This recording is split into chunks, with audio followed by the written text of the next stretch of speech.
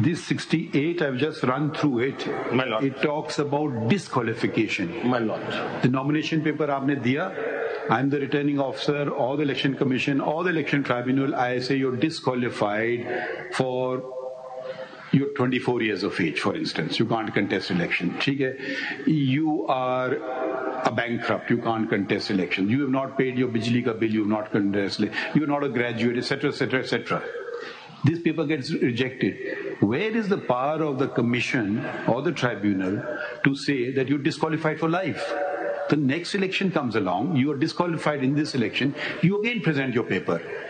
I again look at your papers, and again I find, no, you are not qualified for these reasons. How an earlier disqualification, suppose now I'm 25 years of age, suppose I filed 24, naturally I can't contest elections. Or I'm a bankrupt, now I'm not a bankrupt, or I'm a loan defaulter, I've repaid the entire loan, or I've not paid my electricity bill, I've repaid everything.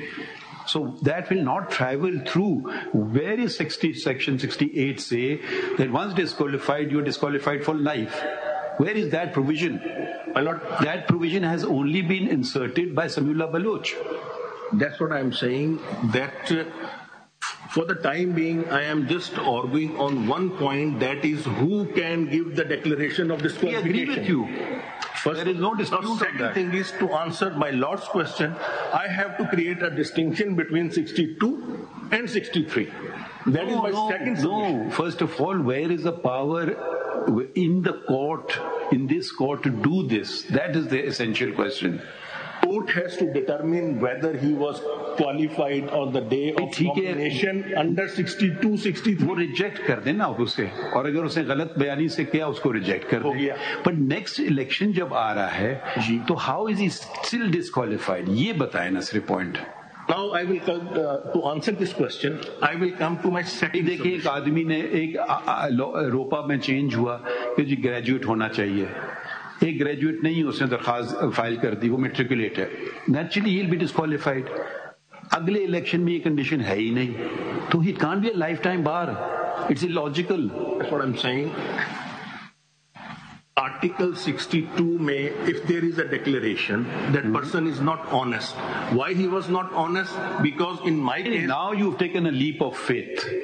No, my lord. No. Again, अब आ जाती बात ये leap of faith वाली. So you are saying honest. Now, honest. Suppose okay, let's take another case. Make it simple. He honestly declares in his nomination papers that he's a matriculate. He honestly declares in his paper that he's 16 years of age. Honestly, उसने लिखा 16 साल का हूँ.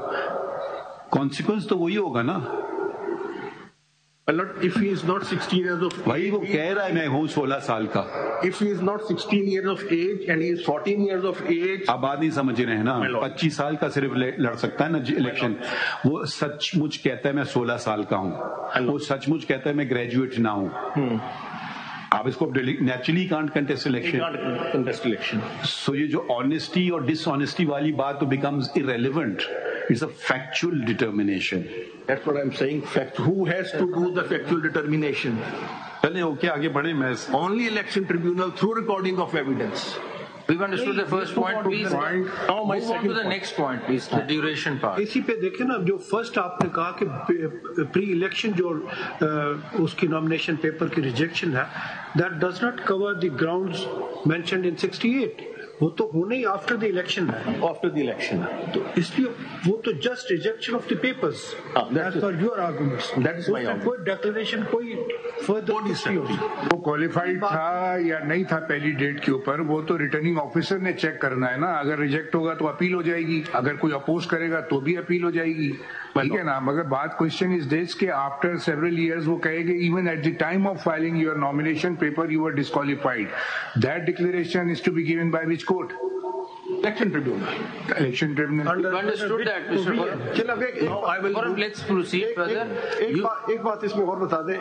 Election tribunal क्या disqualification 63 article 63 से हट कर दे सकती है? और अगर कोई डिक्लेरेशन वो कर दे कि इज डिस्क्वालिफाइड और वो डिस्क्वालिफिकेशन 63 में नहीं आता, नहीं क्या उसकी बुनियाद पर for even for single day he can be board from contesting? Election tribunal has to decide on the basis of 62. For qualification? No, disqualification in 63. This is clear. If any declaration is made by the tribunal, which is not in accordance with Article 63, whether on that basis, even on the declaration of tribunal, somebody can be debarred from life or even for a day. No, my lord. Without trial cannot. Even trial is conducted, the tribunal come to the even after trial it cannot. वो कह देता है कि disqualified. Without the ground given in 63, he cannot. Mr. Forum, could we just summarize what's happened? Your submission is that, first of all, disqualification can only come through a plenary court of plenary jurisdiction, plus the election tribunal and the appellate forum hearing that election tribunal's appeal. That's one, and declaration cannot come from any other source. So this we've understood. I'm just saying that the premises on which Samiullah Baloch proceeds is that once that declaration is in the field, that you're disqualified. Unless that declaration is set aside, you remain disqualified. That's the premise of Samiullah Baloch, number one. Number two, Samiullah Baloch also says that declaration is not right in your face, saying that you infer from the circumstances of the case. For example, वो कहेंगे कि आपने misdeclaration की है, इससे infer कर रहे हैं आप honest नहीं. Because nobody is directly, इस पे तो evidence नहीं ना आप honest है, I mean आप infer कर रहे हैं. That's what Samiullah Baloch also says.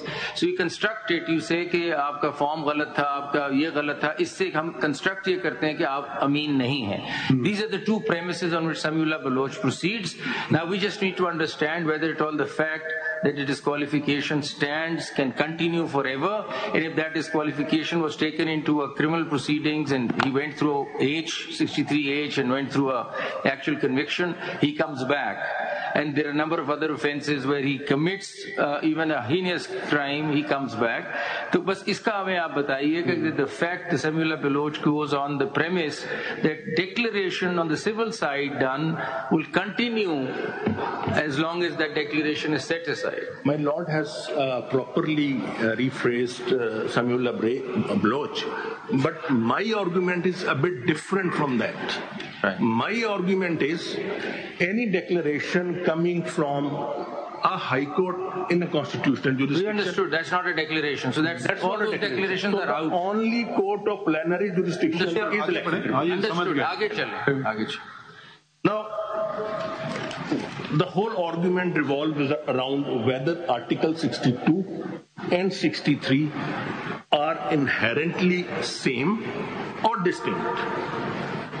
If they are inherently same, they can be used interchangeably. Then we can interpret 62(1)(f) in view of 63(1)(h). But if they are distinct, then we cannot interpret these two. We cannot try to resolve the ambiguity. So I have to demonstrate that Article 62 is distinct than Article 63. Is it not dependent? Article 62 is not dependent upon 63? No, my lord. How do I demonstrate that? If I just go to Article 62, it says, a person shall not be qualified to be elected or chosen as a member of Majlis Shura unless it talks about an event prior to the election. Yes. Yesterday. My lord, 63. I don't see much turning on your point, but tell him proceed with it.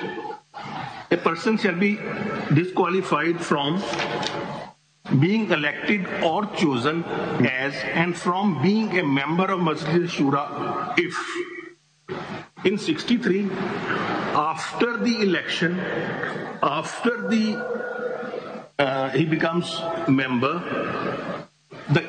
any of the event given in 63 can trigger and he can be disqualified. But in 62, after he had election no event subsequent to the nomination can disqualify him. I don't agree with you. Because if that is the case, then a non-citizen can contest elections, which is not provided for in 63, which is only provided for in 62. So I don't think this, जो आपने distinction draw की है, I don't think anything turns on it. My lord, 62. It says he's a citizen of Pakistan. This provision is not found mentioned in 63. Suppose a non-citizen files in a nomination papers and somehow gets elected. So you mean to say that challenge cannot be made about him? I would not agree with that proposition. My lord, because entire section of 62 has to be read in view of the opening clause.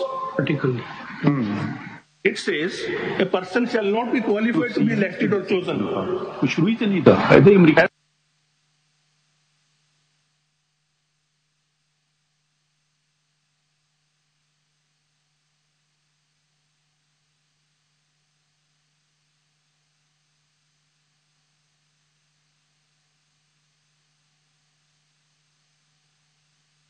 Supreme court में अरकान पार्लियामान की tahayat na-ehli से मुतालिक case की समाअत इस वक्त जारी है. No, ये बात आपकी sorry doesn't hold any water. Let's read first disqualification. He is a citizen of Pakistan. Suppose Mr. James Gray from America comes and contests, born American citizens, never been a Pakistani citizen, and gets elected. Please wait. Now go to 63(1)(c). He ceases to be a citizen of Pakistan. That is, a person was a citizen of Pakistan, has now taken on citizenship of America. So you are saying, yes, once that somehow Mr. James Gray got elected, you can't touch him now. Sorry to say, ये आप ऐसा distinction not draw करें. I am not saying this. Mr. Khurram, there's one way of looking at it.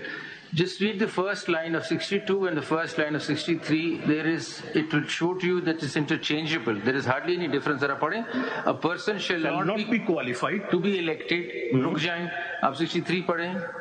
A person shall be disqualified from being person elected. Shall be disqualified from being elected. So both are happening before the election has taken place. Elected or chosen. वही बात. दोनों चीजें एक है. Disqualified or qualified, but it's synonymous. I mean, it makes sense. 63 का जो second. तो फर्क क्या पड़ना है इस argument से आपके? How will it support you? So because if I can convince my lordships that they are two distinct sections because of their... Was there two distinct sections, but what will turn on it? ये बताएं ना. Then we have to interpret 62(1)(f) only. वही उसी पे तो आपको ले जा रहे हैं. We do not have to interpret 62(1)(f) in view of 63(1)(h). चलें 62(1)(f) को कर लेना फिर आप. आपका आर्ग्यूमेंट ये है कि 62 and 63 are distinct articles and we cannot interchangeably read them to give them a meaning. My lord. So उनको separate पढ़ेंगे, उनको separate. We've understood your point. आगे बढ़ें. थोड़ा सा स्पीड कर ले if you don't mind. We don't want to leave this case unresolved. 10-15 more minutes.